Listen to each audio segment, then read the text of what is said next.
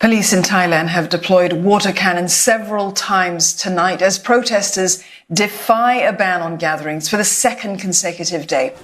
Protest organisers have declared an end to demonstrations. That's after riot police fired liquid into the crowd to disperse protesters. But tense standoffs remain on the streets of Bangkok tonight between some defiant protesters and the police.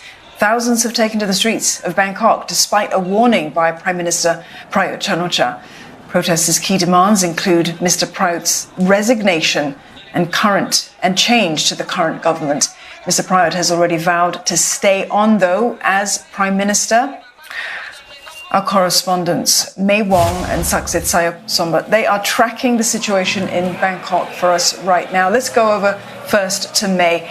May, a tense standoff remains in Bangkok. Can you tell us what's happening now?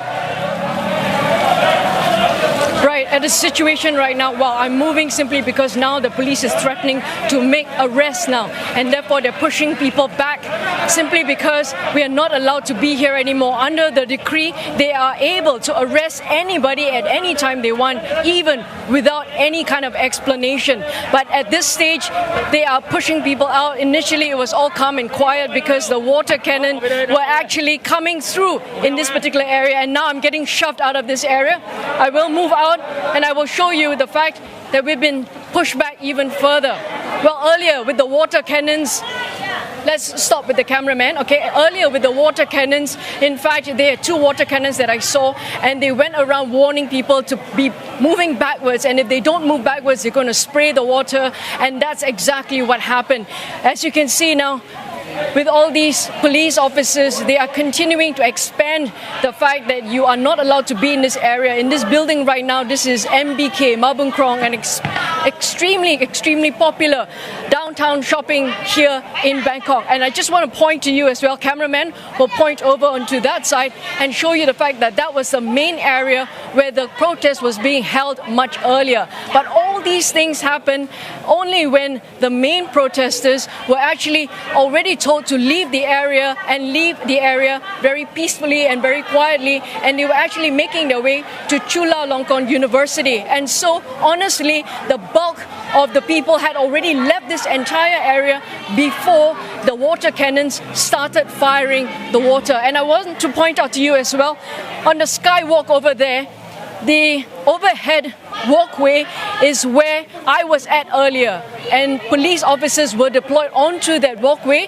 and they also warned people to leave and get off the walkway before they started spraying the water. And in fact, I got hit, and I must tell you that the water, when it hit me, it was not just plain water. It was water laced with pepper spray, and I could feel the sting on my entire face. I had to use water to actually wash it off, and thankfully I had my eyes closed at that point. It didn't get into my eye, but right now I can still feel this burning sensation on my face. So the police officers here are doing their job, but obviously the anti-government protesters are saying that you are just being controlled by the government at this stage, and they, instead of working for the people, instead of protecting the people, they have instead started to attack the people. And so the anti-government protesters, some of them are still milling around and refusing to move out of this area, and that's the reason why the police are also expanding their coverage of this area to prevent people from going back to the main site and to gather once again, because the minute you disperse all these protesters,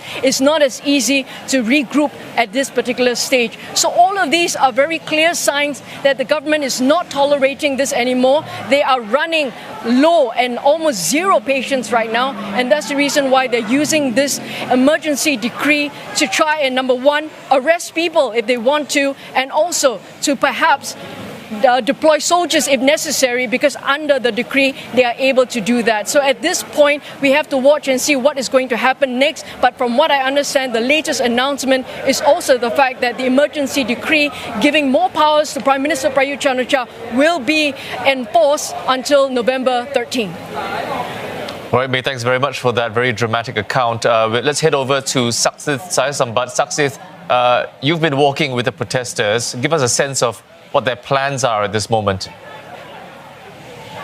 Yes, indeed, John. I'm here at the main gate at Chulalongkorn University, where the students were initially coming to in order for a safe zone. As May mentioned, when the protest was dispersed over where May was, a bulk scores of people were going down the road from MBK Mall to either the campus and the main gate of Chulalongkorn University, or they were told once the protest was called off, they were also told to go home, that they could go straight. Most of the people were going straight that way, and there were a few people going inside there, but as you can see, there's nobody around there anymore in this place. But going forward, well, we do not know yet. The protest leaders have told media that to stand by for any further announcement, and I'm pretty sure they are still trying to mull any other new options, because the confrontation by the police and by the authorities is something that they haven't really experienced on that level before. Yes, a lot of protest leaders have been arrested, have been detained, but then also some released,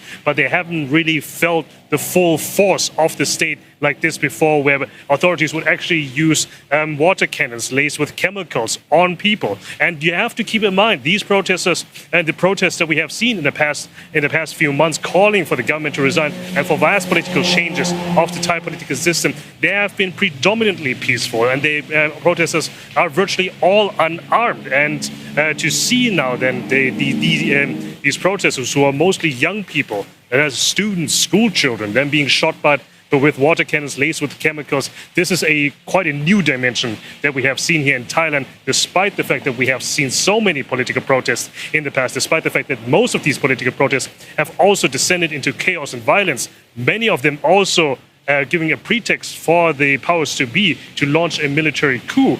And that is also something that the protesters are fighting against, to break the cycle of elected governments that are done away by military coups, in order, and also for the military to entrench themselves with their political powers in the political system. Now, the fight is maybe still going on, but we will see how this will unfold. As of now, we have no information what we'll do next.